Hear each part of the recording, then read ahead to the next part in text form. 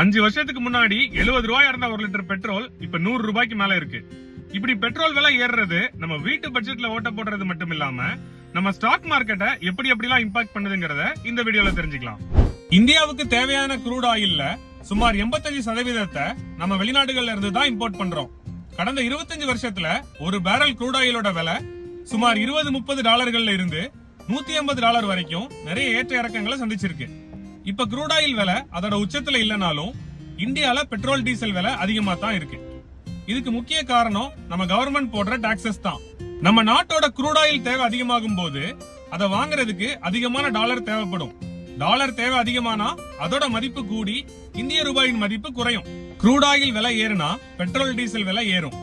இதனால டிரான்ஸ்போர்ட் செலவு கூடி அத்தியாவசிய பொருட்கள் விலை ஏறி இன்ஃபிளேஷனும் அதிகமாகும்.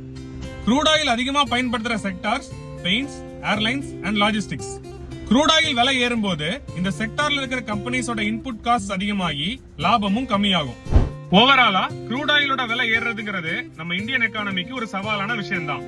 நீங்க இன்வெஸ்ட் பண்ணிருக்கிற கம்பெனிஸ்க்கு க்ரூட் ஆயில் டிபெண்டன்சி இருந்தா அதோட பிரைஸ் மூவ்மெண்ட்ஸை ட்ராக் பண்ண மறந்துடாதீங்க.